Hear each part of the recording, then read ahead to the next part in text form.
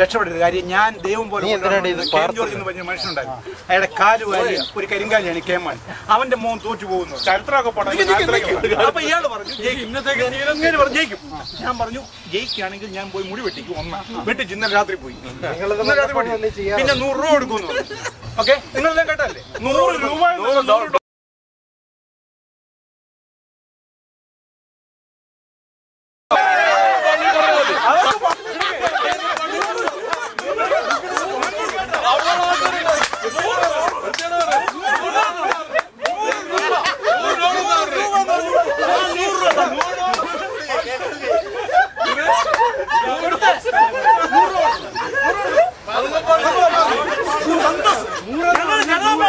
പക്ഷെ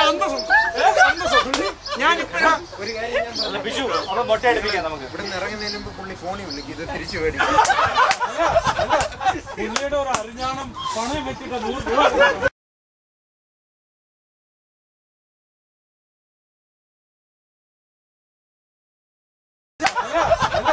പുള്ളിയുടെ ഒരു അറിഞ്ഞാണം പണയം വെച്ചിട്ട് 100 രൂപ.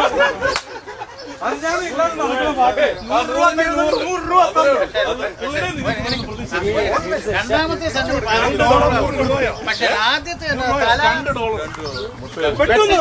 മുട്ടയടിക്കുമെന്നാണ്.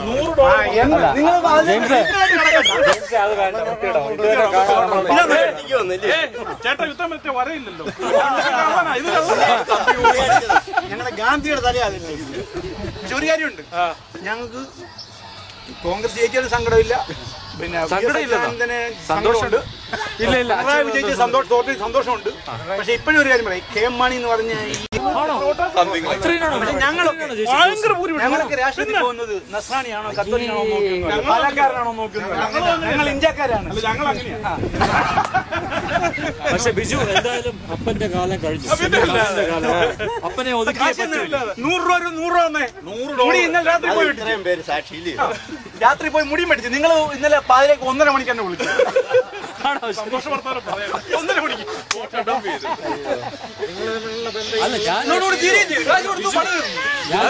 ഇമെയിൽ കണ്ടപ്പോ ഞാൻ വിചാരിച്ചു അയ്യോ തോറ്റു പോയത്. ഞാൻ പോയി ഗൂഗിളൊക്കെ ചെയ്ത് നോക്കിയപ്പോ എന്റെ അടുത്ത് ഏഷ്യാനെറ്റില്ല.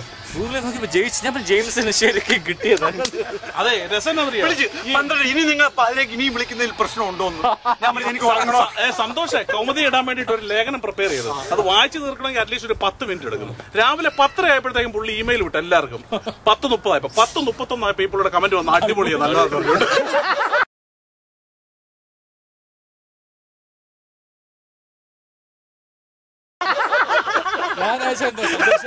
ഞാൻ വായിച്ചിട്ട് വായിച്ചു തരാൻ തന്നെ എനിക്ക് സമയം എടുത്തു. ഈ പുള്ളിക്ക് ഇന്നലെ ഞാൻ കെ എം മാണിയുടെ മകൻ ജയിച്ചെന്ന് പറഞ്ഞ ഒരു ഇമെയിൽ വിട്ടിട്ട് ഒരു അനക്കം. നമുക്കറിയാം ആർക്കും മറുപടി ആർക്കും അയക്കട്ടെ. നിങ്ങൾ 10 മിനിറ്റിന് മറുപടി ആയിരിക്കും. പുള്ളി 10 ദിവസം കഴിഞ്ഞ് എനിക്കൊരു ഇമെയിൽ അയച്ചു.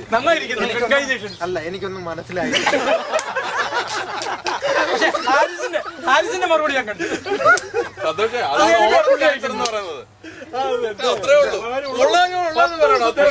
എനിക്കൊന്നും അത് അറിയത്തില്ലായിരുന്നു. വായ്പനും കൂടെ പരിച്ച് ഒരുമാതിരിയൊക്കെ മനസ്സിലാക്കി.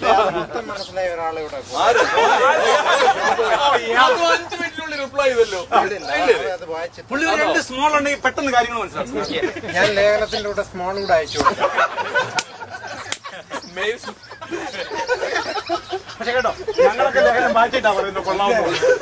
പുള്ളി 10 ദിവസം എടുത്ത് റിപ്ലൈ അയക്കാം. മനസ്സിലായില്ല. ഇത് 10:30 വന്ന ലേഖനം 10:31 റിപ്ലൈ. അടിപൊളിയാണ്, അടിപൊളി ലേഖനം.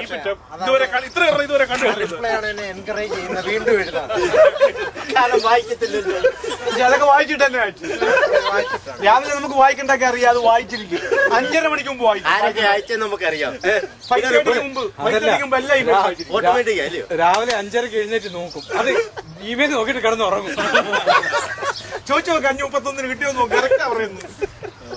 ഈ 100 രൂപ ഉണ്ട്. നിങ്ങൾ തമ്മിലുള്ള ബന്ധം തീർന്നു. ഈ ബന്ധം ഇവിടെ വെച്ച് ഈ മക്കൾ നന്നാവാത്ത ഇതുപോലെ അപ്പന്മാരുണ്ടെങ്കിൽ മക്കൾ ഒരു കാലം ഇവിടെ പഠിക്കില്ല. ജെയിംസ് അത് ബോറായി പോയി. $100 100 രൂപ കൊടുക്കുന്ന ഒട്ടയടിക്കുന്ന പറഞ്ഞില്ല. അല്ല വിജയ് 100 പറഞ്ഞുള്ളൂ. $100 പറഞ്ഞില്ല. 100 രൂപ പറഞ്ഞുള്ളൂ. ബുദ്ധിമുട്ട്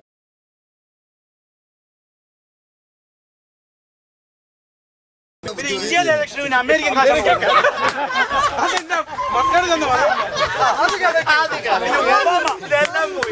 ഞാൻ ഇങ്ങനെ ജെയിംസിനെ ഞാൻ ഒബാമയുടെ കാര്യം പറ അന്നേരം തരാ ഇംഗ്ലീഷ്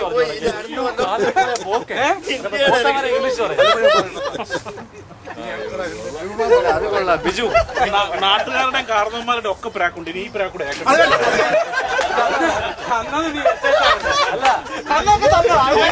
നാട്ടിൽ പോയി കൈക്കൂലി കസ്റ്റംസിനോടൊക്കെ അകത്താണ്. ഇത് എവിടുന്ന് അടിച്ചു